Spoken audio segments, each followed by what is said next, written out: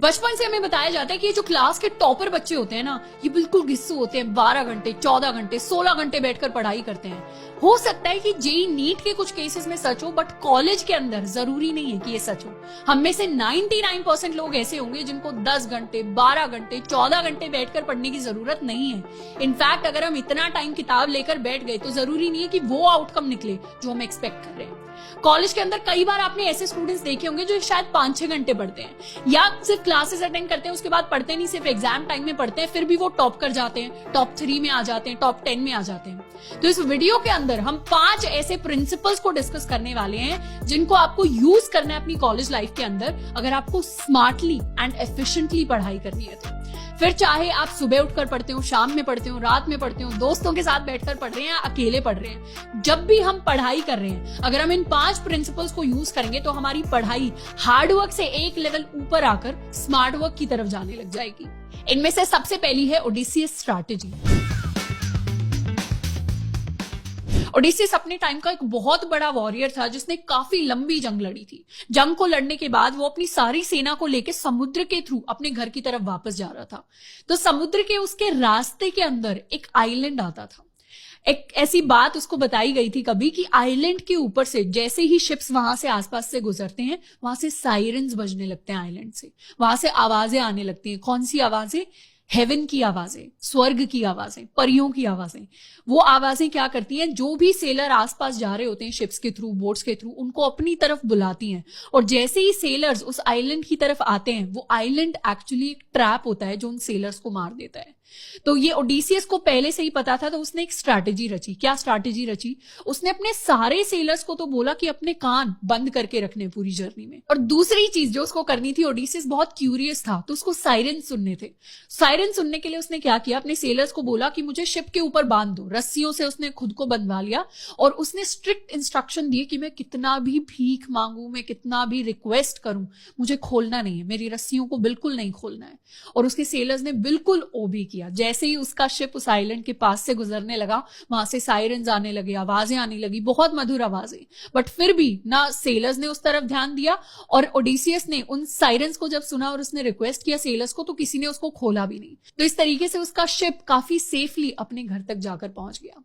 ये स्ट्रैटेजी हमारे किस काम आती है? जब भी हम पढ़ाई करना चाहते हैं, फिर चाहे वो स्कूल के अंदर हो, कॉलेज के अंदर हो, कॉम्पिटिटिव एग्जाम्स के लिए हो, प्लेसमेंट के लिए हो, सबसे पहली चीज जो हमें रोकती है पढ़ाई करने से, वो होती है डिस्ट्रैक्शंस। एंड आज की डेट में हमारा एवरेज अटेंशन स्पैन गिरता जा रहा है, क्योंकि हमारे पास फोन्स होते हैं, हमारे पास टैबलेट्स होते हैं, हमारे पास लैपटॉप्स होते हैं, 24/7 हमारे पास इंटरनेट रहता है, यूट्यूब रहता है, इंस्टाग्राम रहता है, व्हाट्सएप रहता है, सब कुछ अवेलेबल है। ऐसे टाइम में सबसे पहला प्रिंसिपल जो हमें यूज करना है टू स्टार्ट स्टडिंग, वो है ओडिसियस स्ट्रैटेजी।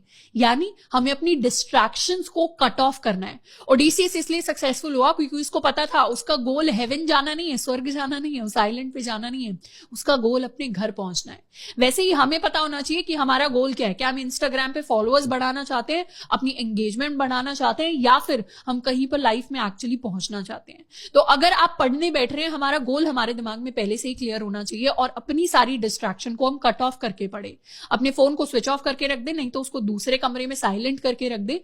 हमेशा अपने फोन से दूर रहकर हमें पढ़ाई करनी है। इनफैक्ट अगर आपका लैपटॉप का भी काम नहीं है, सिर्फ बुक्स का काम है, तो लैपटॉप को भी साइड में रख के हमें पढ़ाई करनी है, ताकि कोई भी डिस्ट्रैक्शन, नोटिफिकेशन हमें रोक ना रही हो अपने गोल की तरफ आगे बढ़ने से। सेकेंड स्ट्रैटेजी जिसको हम यूज करेंगे वो है पेरेटो प्रिंसिपल।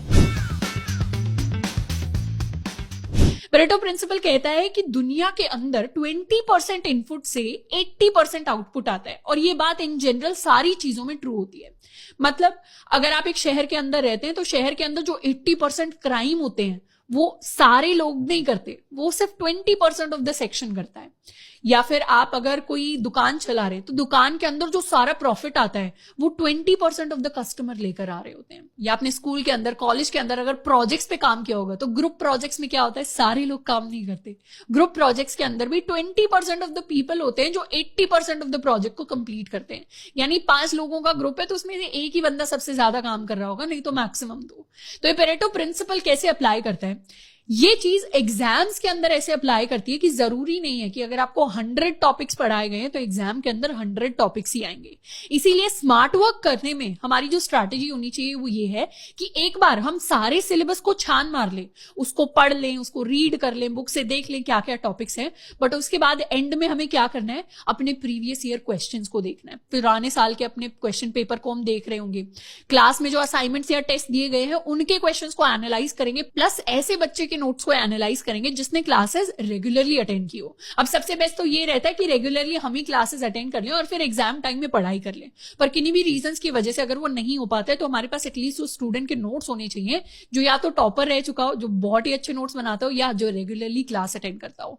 फिर इन 4 रिसोर्सेज से जो हम common questions, common topics, common चीजें निकाल रहे होंगे, उनके बहुत ही ज्यादा प्रोबेबिलिटी होती है आपके एग्जाम्स में आने की। तो एक बार हमने सारा सिलेबस देख तो लिया, पर सबसे ज्यादा जो हमें फोकस करना है वो उन कॉमन टॉपिक्स के ऊपर करना है जो इन 4 चीजों में आते हैं। तो वो हमारे 20% रिसोर्सेज होंगे जिनके ऊपर हमें 80% एफर्ट लगाना है ताकि मैक्सिमम रिजल्ट हम ला पाए। तीसरा प्रिंसिपल जो हमें फॉलो करना है वो है स्पेस्ड रेपिटेशन, यानी एक फिक्स स्लॉट होना चाहिए जिसके अंदर हम फोकस के साथ पढ़ाई करें, उसके बाद एक छोटा सा ब्रेक लें, उसके बाद दोबारा एक फिक्स स्लॉट के अंदर हम फोकस के साथ पढ़ाई करें, उसके बाद दोबारा छोटा सा ब्रेक लें। इस चीज को पोमोडोरो टेक्निक भी कहा जाता है, जिसके अंदर आपको बोला जाता है कि आप 25 मिनट बैठकर अपना काम करिए फोकस के साथ, फिर 5 मिनट का ब्रेक लीजिए, फिर दोबारा 25 मिनट काम करिए, फिर दोबारा 5 मिनट का ब्रेक लीजिए। और इस तरीके से जब आपके 3-4 स्लॉट्स कंप्लीट हो जाते हैं तो हम एक लंबा ब्रेक ले सकते हैं। पर जरूरी नहीं कि आपको 25 मिनट बैठने की जरूरत है। जैसे मुझे पर्सनली लगता है कि 25 मिनट मेरे लिए कम हो जाता है, तो मैं मिनिमम 1 घंटा नहीं तो 1.5 घंटा बैठने की कोशिश करती हूँ और फिर मैं ब्रेक लेती हूँ। तो ऐसे ही आपको अगर लगता है कि आपका सिलेबस बहुत ज्यादा है तो आप ज्यादा घंटे के फोकस स्पैन्स में बैठ सकते हैं, पर उसमें ज्यादा घंटे का मतलब 3 घंटे या 4 घंटे नहीं है। आपको थोड़ा बीच में खुद को ब्रेक देना पड़ेगा। अब ये ब्रेक आप छोटा भी रख सकते हैं। काफी स्टूडेंट्स का डाउट होता है, दीदी 5 मिनट के ब्रेक में तो मैं रिफ्रेश ही नहीं हो पाऊंगा, मुझे तो खाना खाने भी जाना है, मुझे तो गाने भी सुनने हैं, मुझे तो एक एपिसोड भी खत्म करना है बीच में। तो ऐसा नहीं होता। हम ह्यूमंस के बारे में स्पेशल चीज ये है कि अगर हम 25 मिनट भी ढंग से फोकस के साथ पढ़ाई करते हैं या 1 घंटा भी बैठकर पढ़ाई कर लेते हैं तो सिर्फ 5 से 10 मिनट ही काफी होते हैं हमें दोबारा रिफ्रेश करने के लिए। यानी कोई साइड एक्टिविटी मैंने कर ली, थोड़ी देर गाना सुन लिया, कुछ छोटा मोटा हम किचन से खाकर आ गए, तो हमें कंप्लीटली रिफ्रेश कर देगा and we can start with our second slot. अब जो ऐसे स्टूडेंट्स हैं जिनके एग्जाम्स अभी आसपास नहीं है, काफी हफ्ते बचे हुए हैं, महीना बचा हुआ है, तो उन स्टूडेंट्स का जो टाइम स्लॉट होता है बैठने का वो कम भी हो सकता है, मतलब हम कम देर भी बैठ सकते हैं। पर जैसे आपके एग्जाम्स आ रहे हैं, मान लीजिए एग्जाम कल ही है या एग्जाम 3-4 दिन बाद है या इसी हफ्ते के अंदर है, तो उस केस में हम क्या कर सकते हैं, ज्यादा लंबे टाइम तक हम फोकस बैठ सकते हैं। ऐसे क्या होगा, एग्जाम में भी हमें लंबे टाइम तक बैठना होता है तो उस चीज की हमारे पास अच्छी तैयारी हो जाएगी।